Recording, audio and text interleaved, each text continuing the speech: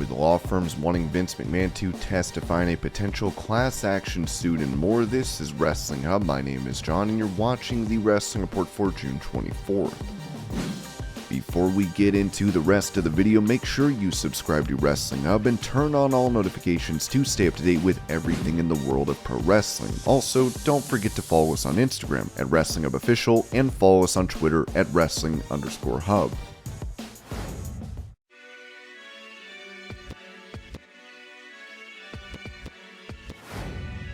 Talking to Wrestle Buddy about Cody Rhodes being a credible opponent for Roman Reigns, former WWE writer Vince Russo said, "I think from a business point of view, Cody went back there and got a hell of a lot more money, so I think he did really good for himself. But again, I'm just going to go right back to the well. I don't think Cody Rhodes draws the masses. I just don't. The hardcores love him. A mass audience, I don't think he's the guy."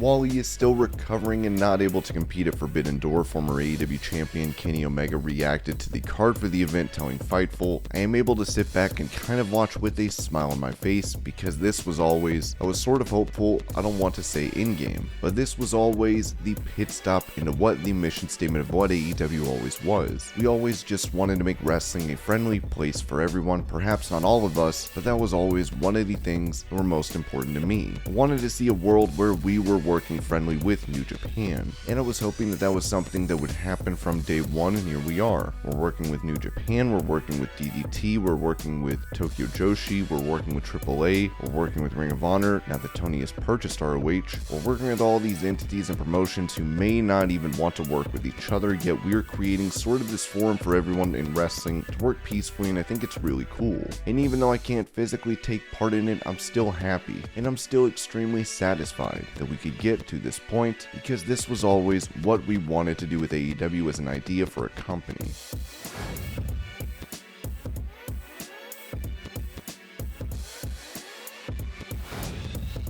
During that same interview, Omega talked about advancements made for AEW's upcoming Fight Forever video game, which is set to release this year. "It's really cool to see some of the stuff that we were worried might get left on the cutting room floor is now getting implemented, so it was a challenge to attempt to make a brand new wrestling game from the ground up during the COVID era. It was very challenging, and it got to the point where it seemed bleak, like maybe we would never release this thing, but we kind of got past that. We hopefully can be on schedule to make sure that we get this game out by this year, hopefully, fingers crossed."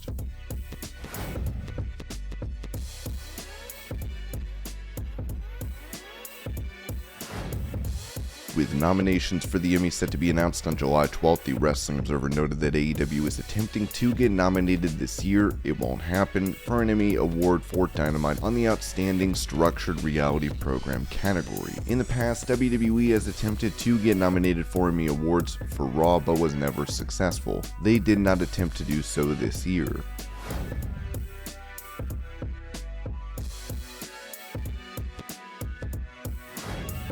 Talking about him being deserving of a Hall of Fame induction from WWE with Sportskeeda, former WWE champion Alberto Del Rio said, "People need to stop being stubborn or ignorant. And if you want to see the truth, it's out there. Not just said by me, but by the most important departments of investigation in the US that are telling you this man never did absolutely anything. It was just one person, horrible person affecting his life. That's it, leave him alone. So one day I'm gonna be there. I would love to be there and walk into the scenario and just grab the microphone from the top, look at my dad, my mom, my beautiful children, my girlfriend, my family, and to finally put an end to this amazing career with my name out there in the stars with the legends of our sport. I know one day it will happen. Of course, the decision is not mine, but I know someday I will get my justice."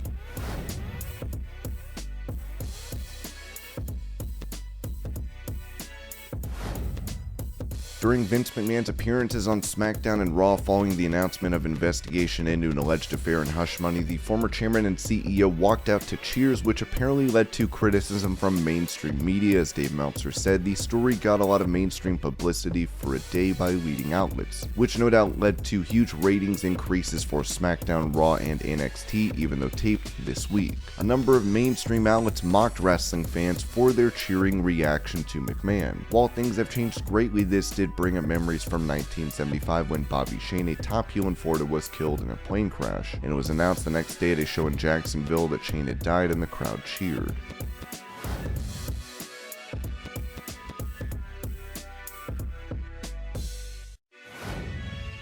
After sustaining an injury presumably an NXT stand and deliver earlier in the year, former women's champion Io Shirai and Zoe Stark, according to The Observer, are supposed to be returning relatively soon, with Stark having been out since October of last year with a torn ACL and meniscus.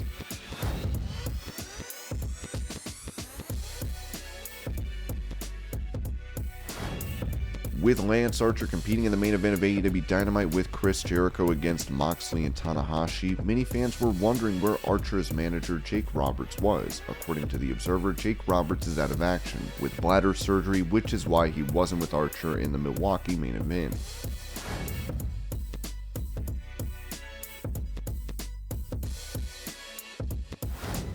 During Ask JR Live, Jim Ross spoke about why he is doubtful for making an appearance at Starrcast next month, where Ric Flair's final match will take place. My foot swells so badly in the airplanes, and the pain is just a little bit unbearable. Today was a horrible day, because I was in the airplane for so damn long, and the pressure of the cabin and all of this stuff, and just a bunch of rigmarole. It's going to be great. It's going to be a hell of an event. I'd like to go just to watch, so I don't know yet.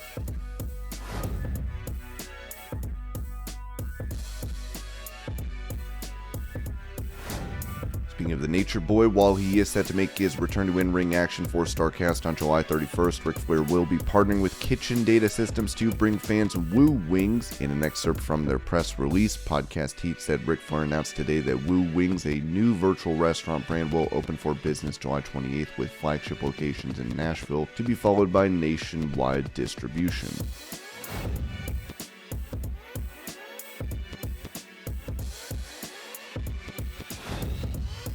Also ahead of his final match, Ric Flair would once again address concerns over his health. As the official press conference for the bout yesterday, he said, "There are two things that could go wrong. My heart's pacemaker can come unplugged, but I can plug it back in. The other thing, as Jeff Jarrett knows, I've had an inner ear infection 3-4 times in my life. One was when Jeff hit me with a guitar and Jeff was actually going to drive me back home from Detroit. Those are the only things I'm worried about. The blood thinners, I just won't take one that day." Flair would also touch on his prior training with Jay Lethal. "After I took my first couple of bumps with Jay, I had to be comfortable with someone I was training with, and Jay's fantastic. Once I took that first one, I took another. The more people that come to watch me, the more bumps I can take. In other words, now that I know I can do it, I'll be flying around in front of 7,000 people. Probably not at warp speed. No, it's running the ropes, doing drop downs, getting up, and drilling. It's not taking the bumps. It's the timing, the psychology."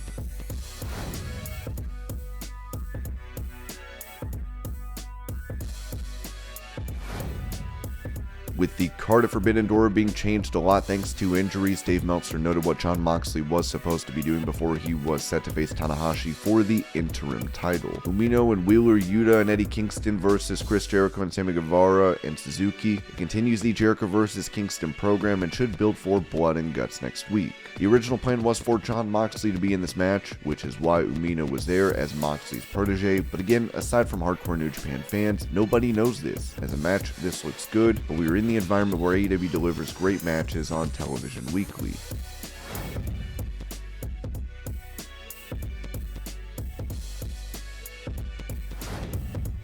The Phenomenal One has apparently been used in an advertisement, as a fan would post an image of a billboard which says AJ Styles turns 45, time for his colonoscopy, and wrote, "The most random billboard I've ever seen in Troy, Alabama."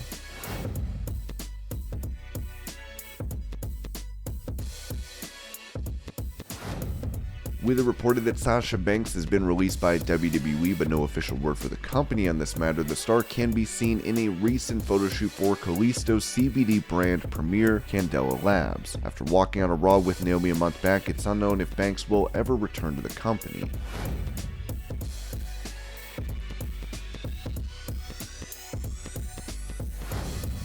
With multiple law firms reaching out to investors to join a potential class action lawsuit against WWE, The Observer noted why they want Vince McMahon and John Laurinaitis to testify under oath. Since the story broke, WWE stock has declined from $67.18 per share to $59.46, meaning the company value has dropped $578 million in 8 days to $4.421 billion.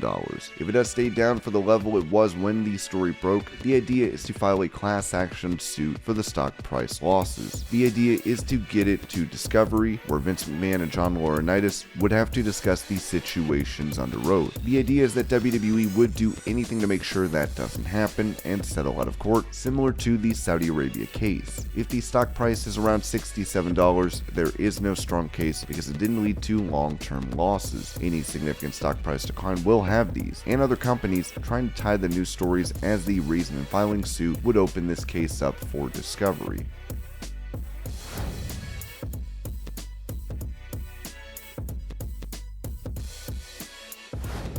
During an all-hands-on-deck meeting for the company, interim CEO and chairwoman of WWE Stephanie McMahon mentioned the investigation of her father Vince. PWInsider.com has been told McMahon directly addressed the obvious elephant in the room, noting that everyone is aware the board of directors is investigating her father, who has stepped back. She noted that she loves her father and that she loves WWE and will be doing everything she can for the company in the days ahead.